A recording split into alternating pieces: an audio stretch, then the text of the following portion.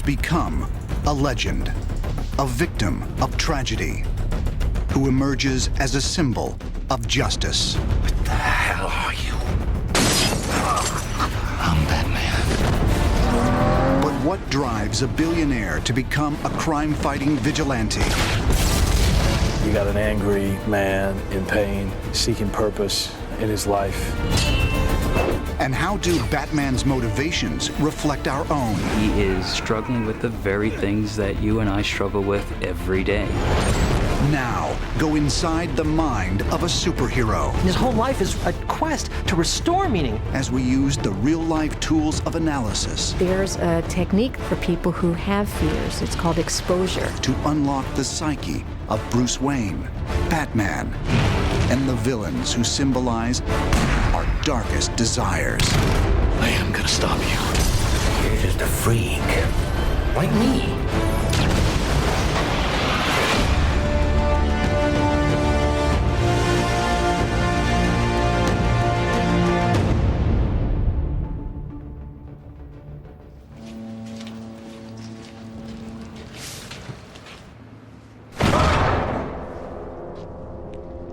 Hey.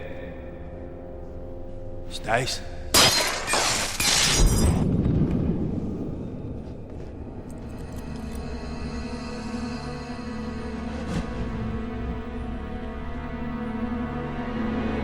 What? What the hell? Crime fighter, Avenger, Vigilante, Hero. Batman is as complex as he is contradictory. Bruce. Rachel's told me everything about you. I certainly hope not. Exploring his character can be a revealing test for the viewer. Because in Batman, we can find the heroism, the fear, and the darkness inside us all. The brainchild of creator Bob Kane, Batman debuted in the pages of Detective Comics in 1939. It was the decade of the Great Depression, urban expansion, and violent crime. Since then, billionaire Bruce Wayne and his masked alter ego have been shown as everything from a mob-crushing crime fighter to a kid-friendly superhero. But by the end of the 20th century, Batman had taken on a darker, grittier, and more realistic tone as writers and filmmakers began adding layers of psychological motivation. In the 2005 motion picture Batman Begins, one of the keys to understanding Batman's psychology lies in a universal emotion: fear.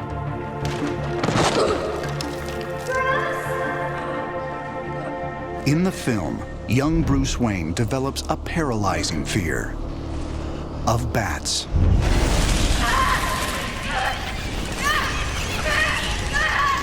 Took quite a fall, didn't we, Master Bruce? And why do we fall, Bruce? So we can learn to pick ourselves up. Fear is one of the fundamental psychologies of childhood, and learning how to deal with the fact that we will be afraid, but we will go on to do things despite our fears. You know why they attacked you, don't you? They were afraid of you. Afraid of me. All creatures feel fear, Even the scary ones. especially the scary ones. One of the interesting things about Batman Begins is it gave us a little more glimpse into the young Bruce Wayne. He tends to be a fearful and anxious kid, which is a very interesting choice in temperament to give him. It's almost like he's starting to have a panic attack in the play where it's a callback to the bats when he fell in the bat cave.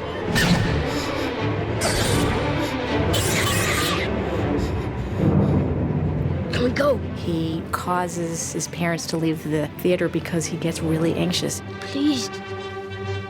Okay, let's go.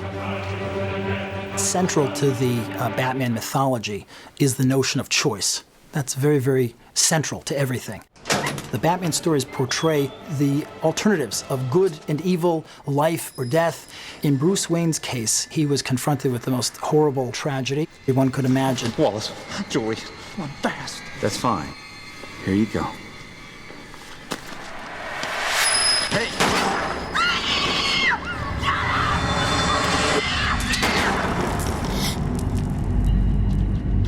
Bruce Wayne is a very plausible character psychologically. Kids generally, even if they're not directly responsible for some terrible event, generally personalize the event and take responsibility for it. Don't be afraid.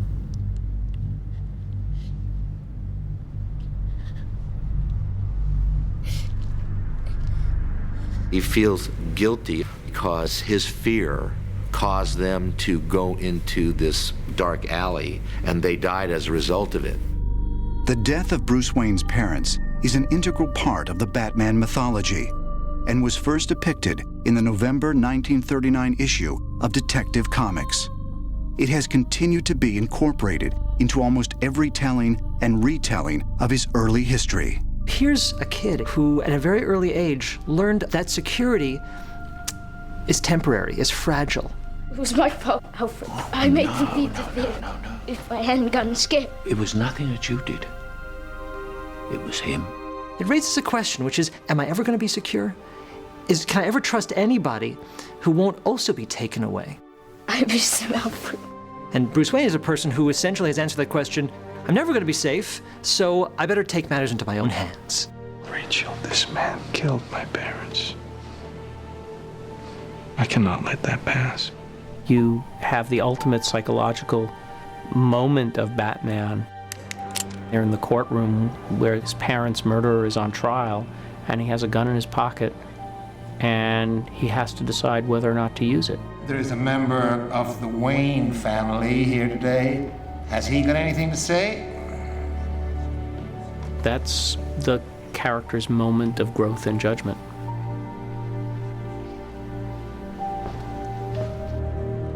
When people experience a traumatic event, it often calls into question fundamental beliefs they have. And this is the way that trauma can be a very powerful, positive force in inducing growth. With Bruce Wayne, he became dedicated to avenging, not revenging, but avenging his parents' death and protecting innocent people from criminal acts.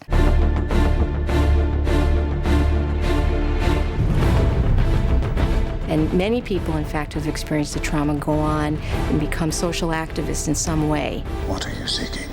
The means to fight injustice, to turn fear against those who prey on the fearful. His strength derives really from this extraordinary motivation he has through the tragedy of his parents' death and his attitude to it. And so you're looking at a character who has embarked on this crusade to fight crime.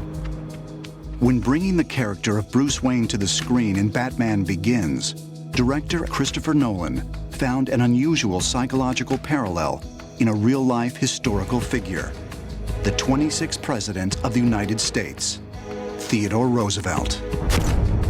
Chris said, to me, the key to understanding the character is that Bruce Wayne is Teddy Roosevelt. Roosevelt's father was New York City's great patrician benefactor. He started the Museum of Natural History. He was one of the founders of the Children's Aid Society. And there's a similarity to Thomas Wayne, who was the great philanthropist of Gotham City. People less fortunate than us have been enduring very hard times. So we built a new, cheap public transportation system to unite the city.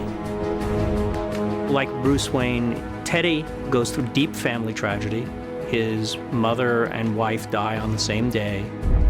He goes off to the Dakota Badlands, probably to kill himself. Reforges himself in that situation and comes back and becomes this insane police commissioner bicycling through the city in the middle of the night. He's the Rough Rider, what we know as the iconography of Teddy Roosevelt. That's really the psychology that plays out in Bruce Wayne.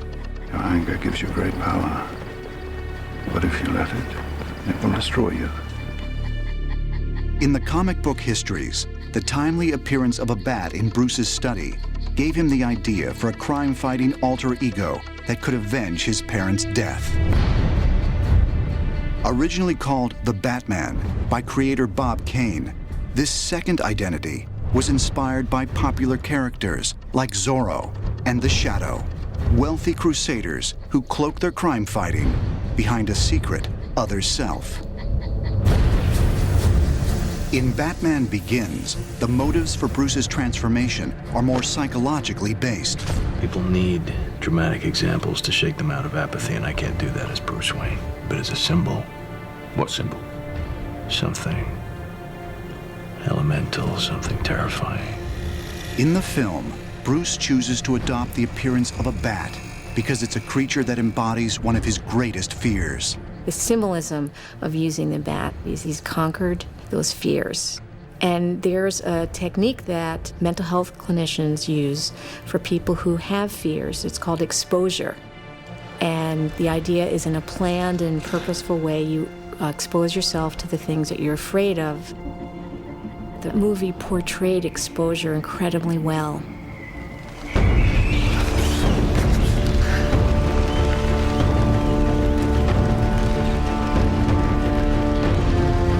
He stays with the fear until he calms down and sees that he's okay.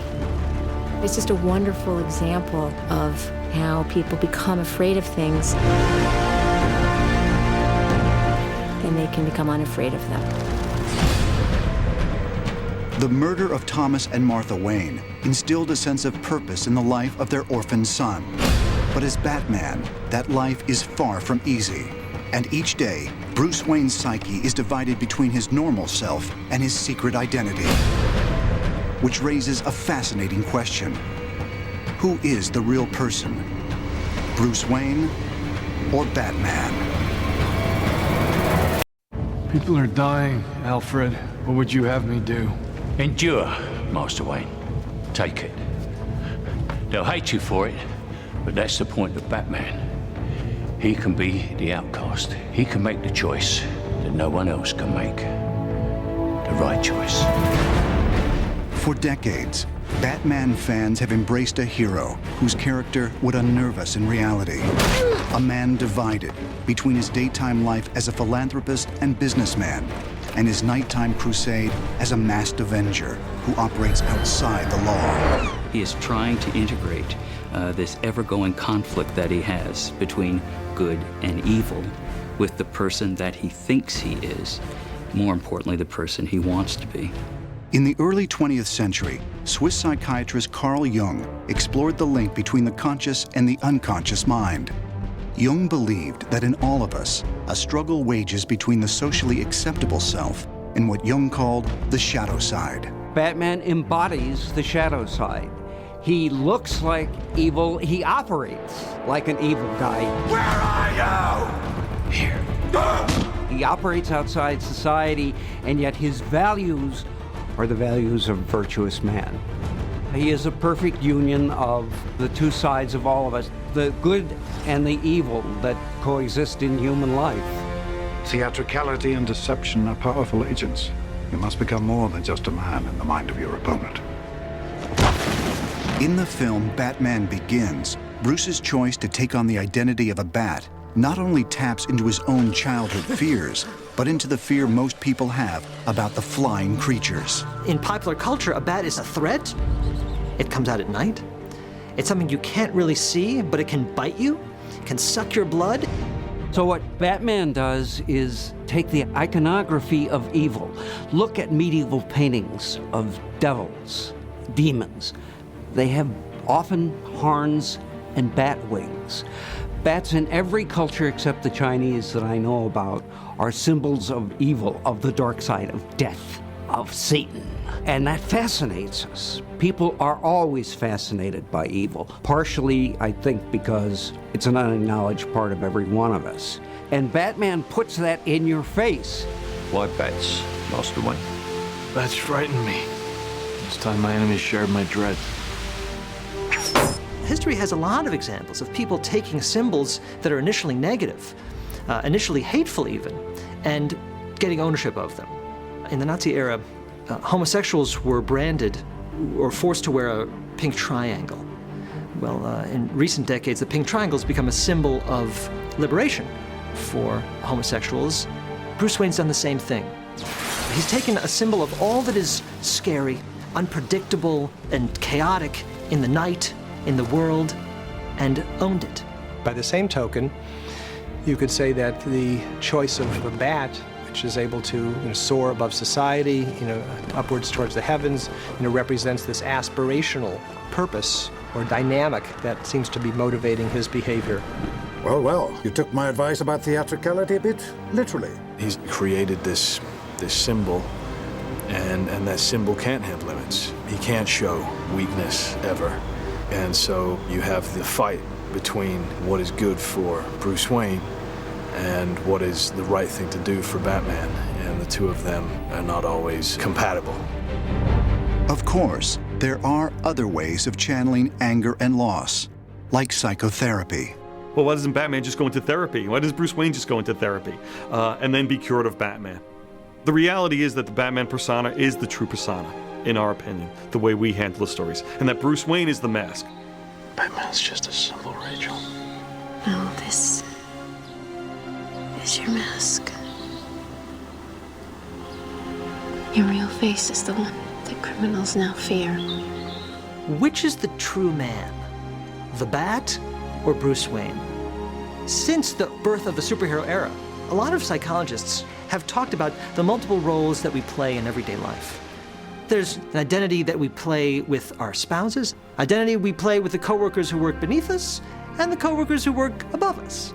For Batman, you've got the billionaire playboy, which I think most people would say is not the real person, and that's just a persona, it's an act. Then you've got Bruce Wayne when he's not playing the playboy, and then you have Bruce Wayne when he's wearing the Batman costume. They're facets of the same core personality.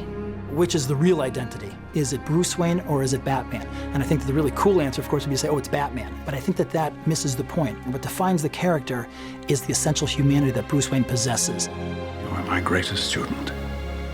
It should be you standing by my side, saving the world. I'll be standing where I belong. Between you and the people of Gotham. The core of his identity always remains Bruce, because it's his formative experience as Bruce that fuels both.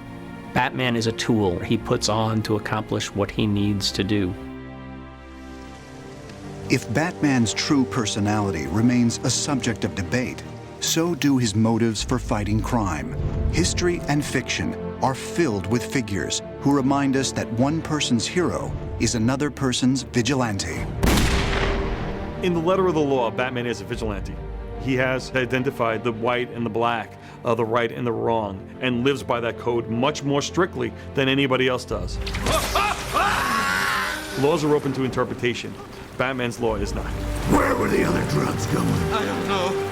I swear to God. Swear to me! We have always glorified various vigilantes, whether we're talking about Robin Hood, robbing from the rich and giving to the poor. There is this persona that makes us feel good. The problem is that when we start engaging those behaviors in an organized society, in a way that allows the citizenry to make a determination about who should be punished and how and when, we run the risk that their idea might not match up with the idea of the masses.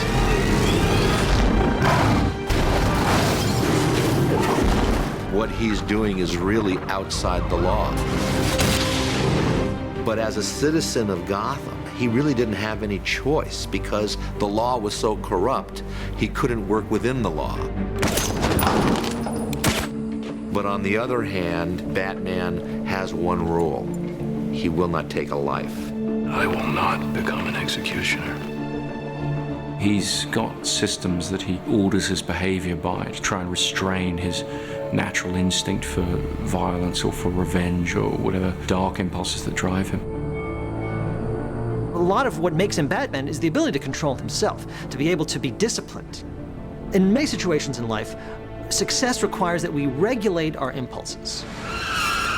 Somebody drives into a parking space ahead of us, and instead of ramming into him, which I'd love to do, I suppress that. I exert self-control. Self-regulation is like a muscle.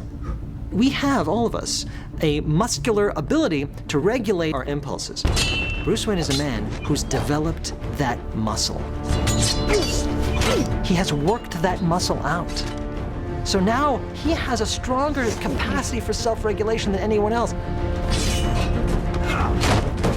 That's almost his superpower. The power of self-control. If you finally learn to do what is necessary, I won't kill you.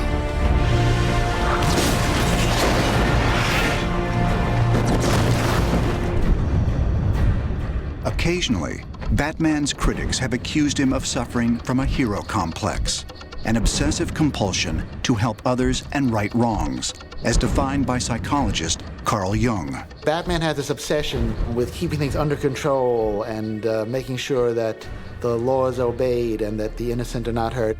But his obsession leads him to pretty much cut out from his life anything that doesn't add to his mission as Batman. He's obsessive compulsive about that. I wrote a story once where he's in the middle of an important business meeting, and it's late in the afternoon. He's discussing $1 million business, and he stops paying attention, and he's simply watching the sun go down. And the second the sun vanishes behind the horizon, he goes, "Meeting's over, I've got to go." He cannot stop being Batman. It's much easier to stop being Bruce Wayne. So once you understand that, then you can understand why he is motivated and why he continues to behave in the way he does. Batman's behavior includes his choice to deny himself a lasting romantic relationship. You once told me that we'd be together.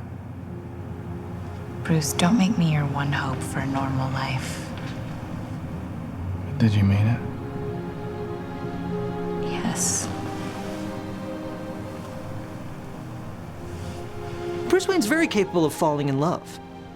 You might even say that's his Achilles heel, almost his kryptonite. He can have the greatest technology in the world, the greatest weapons in the world, but his heart has no shield. His heart can be broken. So if you're Bruce Wayne, falling in love is a very dangerous thing because it's possible that the person that you fall in love with will get hurt as a direct function of that person's affiliation with you. You look nervous. He doesn't want to love that openly with the fear that that person might be lost to him the same way his parents were. This is what makes him a hero. It's easy to make a choice if it has no consequences for you. With Batman, the consequences are monumental, not just life and death, but the kind of life that he lives.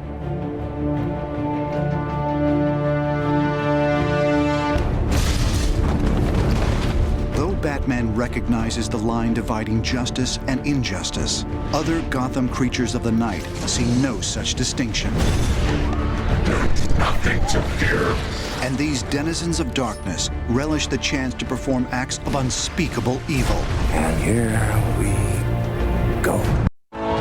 It's okay. No one's gonna hurt you. Of course they are. Crane? No, Scarecrow. Their names have become iconic.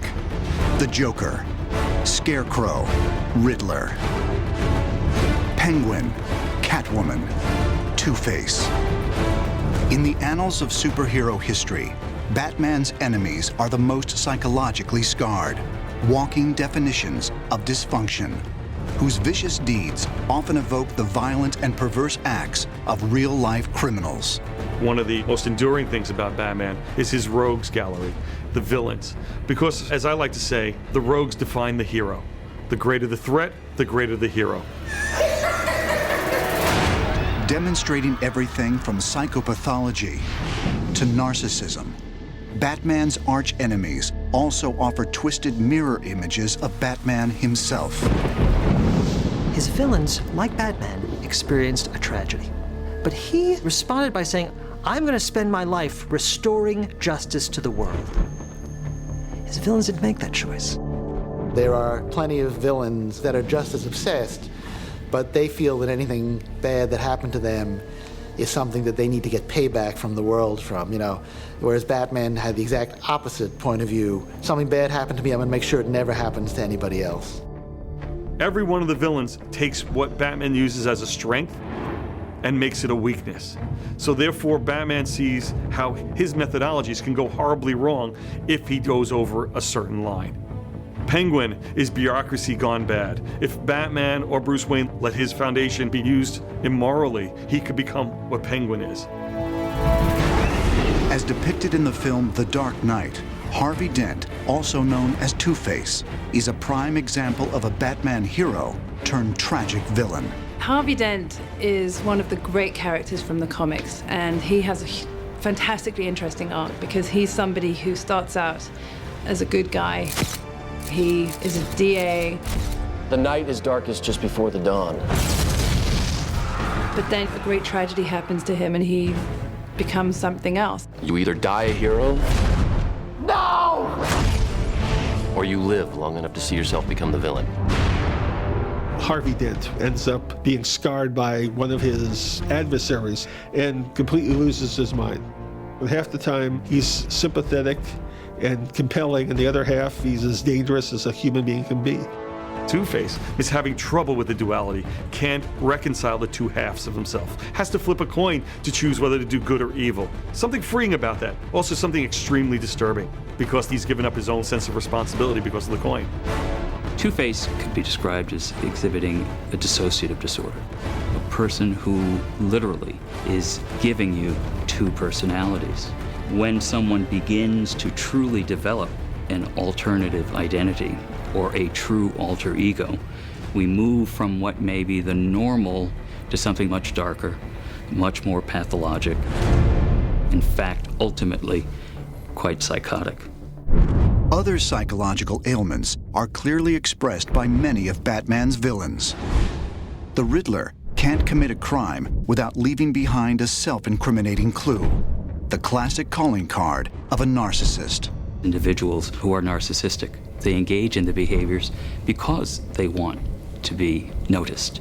You can look at someone like Ted Bundy, who committed a series of homicides, and yet he loved that he could thumb his nose in the face of law enforcement, giving them clues of where bodies were left, pointing in many respects to himself and defying them to catch him. That type of attention-seeking behavior is narcissism. Would you like to see my mask? I use it in my experiments. In Batman Begins, the Scarecrow is one of the most terrifying of villains. These crazies, they can't stand it. A sadist in the position of power. Which is your day now. We meet the Scarecrow as a doctor at Arkham Asylum. He's used that entrusted place to experiment with chemicals and drugs. He enjoys watching people's minds completely snap as a result of the use of it. There's nothing to fear but fear itself. Scarecrow uses fear as a tool to ultimately get what he wants, independent of what it might cost others. This is an individual generally not psychotic, but very intense in their need to self-aggrandize. A individual like the Unabomber, Theodore Kaczynski, part of his delusions is that mechanization and modernization is ruining the world, and takes it upon himself to send bombs to computer scientists, professors. He became vengeful. I'm going to take it out on society, and thus becomes this murderous, crazy person.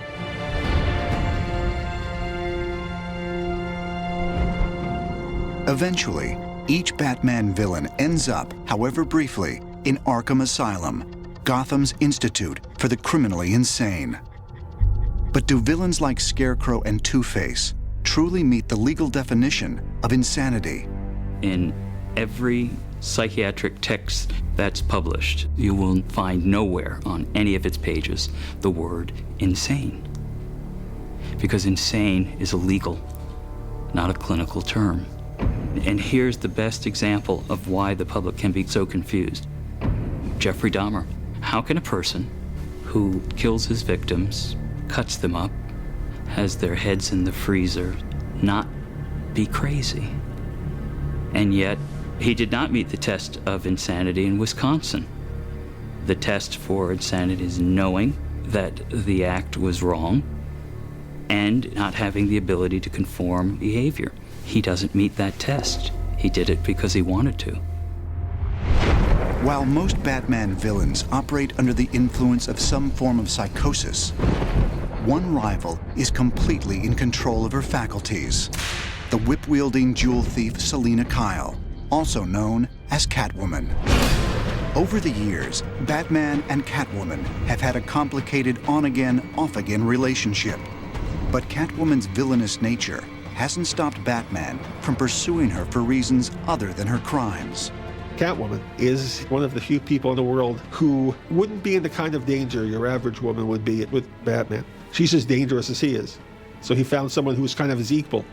Batman's well known to have had a dalliance, and more than a dalliance, with Catwoman. They have an affinity and a lot in common in terms of dressing up and jumping off rooftops. But ultimately, Catwoman, while not a terrible person, crosses a line that Bruce Wayne and Batman don't cross. Batman still operates within a moral code that's quite strict.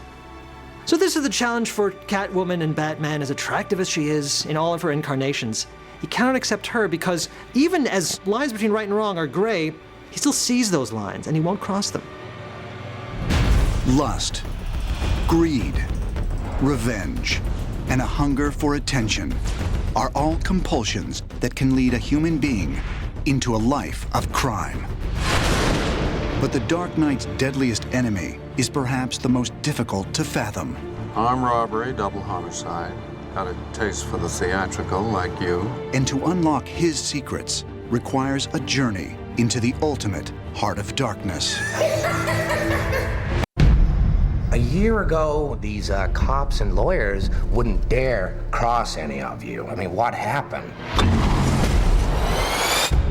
So what are you proposing? It's simple. Kill the Batman. Of all the evildoers in Batman's universe, none is more explosive or unpredictable than the homicidal nemesis known simply as the Joker. Come on, hit me! He represents a kind of chaos, of meaninglessness, of randomness, the idea of the character of the Joker, just the luck of the cards. Here's my card. Introduced by DC Comics in 1940, the Joker initially had no backstory. Over the years, several versions of his history have been written, describing the character's maniacal metamorphosis. One involves a tragedy in which the Joker fell into a vat of chemicals and became disfigured as a result. The accident not only changed his appearance, but also twisted his mind. You don't know what makes him tick. Maybe he won't kill you, maybe he'll hand you a $1,000 bill. He'll probably kill you, but you can't be sure. So in that way, he's a perfect villain for Batman. Most characters can justify the terrible things they do as, I'm doing this for my family, I'm doing this because the world hates me, I'm doing this because... pick an answer. The Joker does it because I'm as nutty as a squirrel, and I'm proud of that. Some men aren't looking for anything logical. They can't be bought, bullied, reasoned, or negotiated with. Evening, Commissioner. Some men just want to watch the world burn. Let's put a smile on that face. Most criminals are motivated by the desire to gain greater wealth or gain greater power. Plus, I have kids to feed. Well, you don't like falafel? Or to exact some form of revenge. There's a clear motivation which is understandable for what's prompting their behavior. In the case of somebody who's mentally ill, you can't necessarily predict what they're going to do because their motivations are not the normal ones. For example, an individual such as John Hinckley, who believed, amidst his psychosis and narcissism, that if he were to assassinate the President of the United States, Jodie Foster would fall in love with him. You see quickly where the logic in that line of thought falls apart. Why so serious?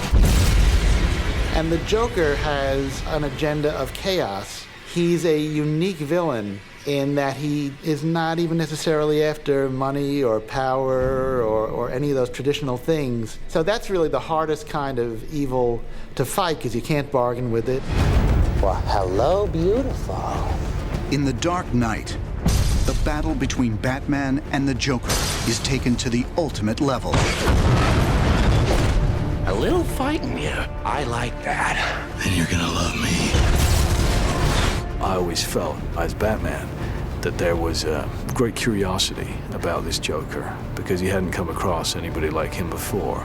This is another character like himself who will not compromise whatsoever. I think the Joker is the logical response to a character like Batman.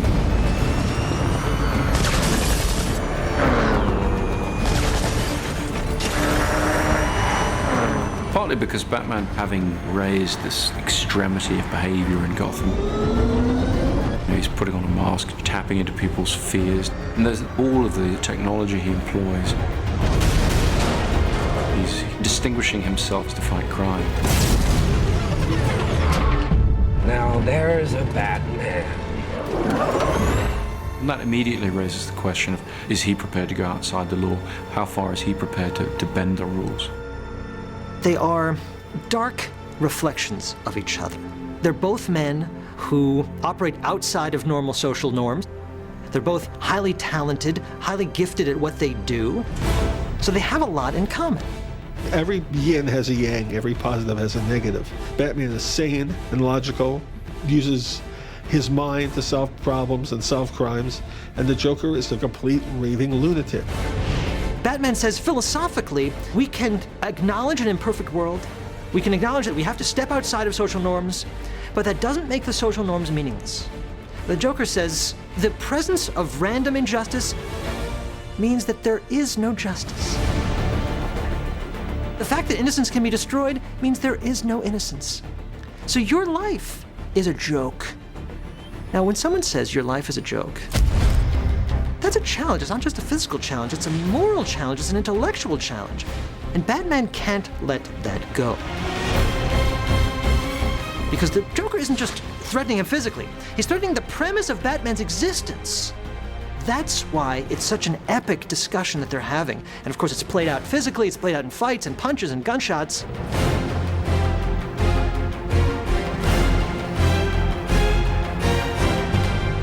Ultimately, it's a philosophical conflict, and not one that's easily resolved. The Joker wants to see that everybody has a price, that nobody is pure, and that even Batman can be bought or can be leveraged in such a way that he would compromise his principles. Whatever the psychological cause of characters like the Joker, the villains of Batman have given us indelible images of the power of the human mind and its capacity for cruelty. Everyone has the capacity to do evil, and everyone has the capacity to do good. Holocaust survivor Viktor Frankl talks about the last of the human freedoms. It's the attitude one is going to adopt towards life. That's the fundamental choice that we retain no matter what we are experiencing, no matter where we are. That notion of choice is fundamental to the Batman personality. I've seen now what I have to become to stop men like him. Batman represents the incredible power that one enjoys when one consistently chooses the same direction, makes the same choice and the right one, to champion good, to choose to affirm life. Beyond the thrill of his adventures, Batman gives the world something greater.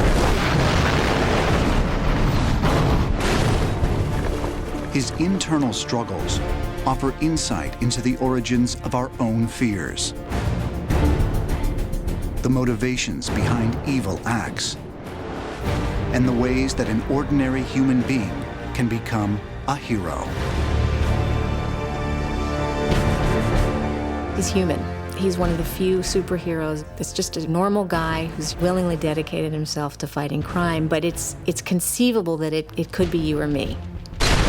We don't come from Krypton. We don't have superpowers or mutant genes. Batman is in the realm of obtainable.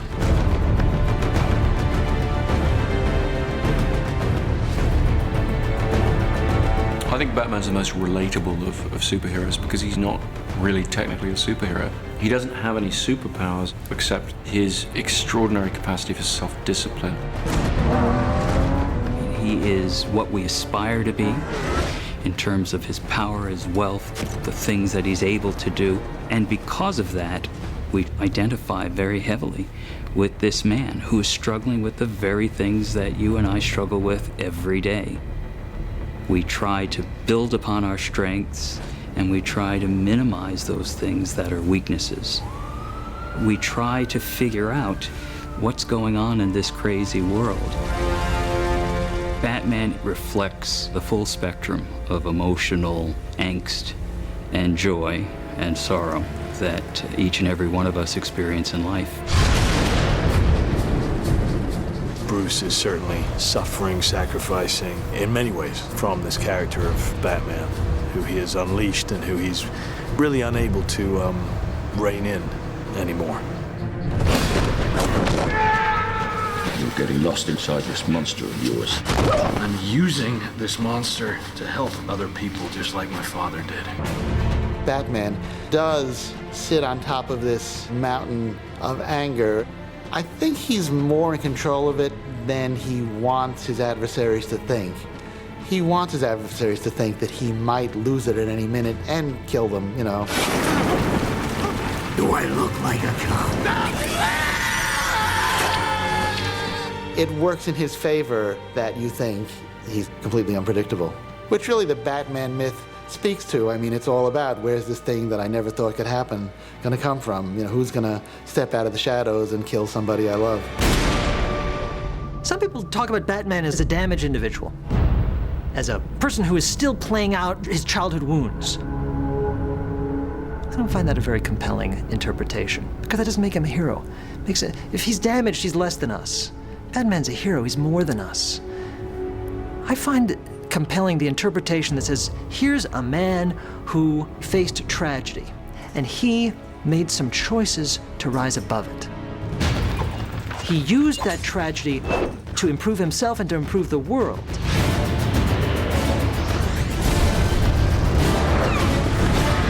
That is a hero. That makes him compelling. The appeal of Batman has been in part to the idea that if something that tragic happened to me, would I have that kind of ability to shape my life that way? I can't tell you how many people who have contacted me and said, I went through tragedy and turned it into a victory. And the Batman's image was ever before my eyes, and I used that image to get myself out of the depths of despair.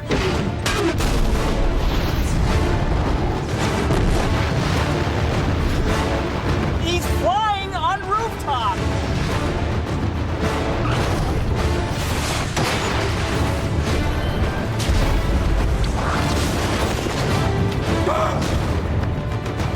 The best thing about Batman is he's not really a superhero. He's a human. Like your father, you lack the courage to do all that is necessary. And he shows us the greatness of what humans can be. I am gonna stop you.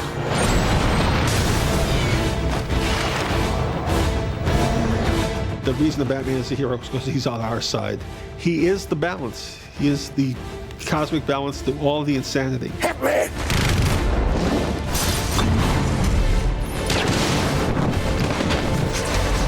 Batman says, we can make meaning in a difficult world. We can pursue justice in an unjust world. Batman's a character that provides us hope that all of us need.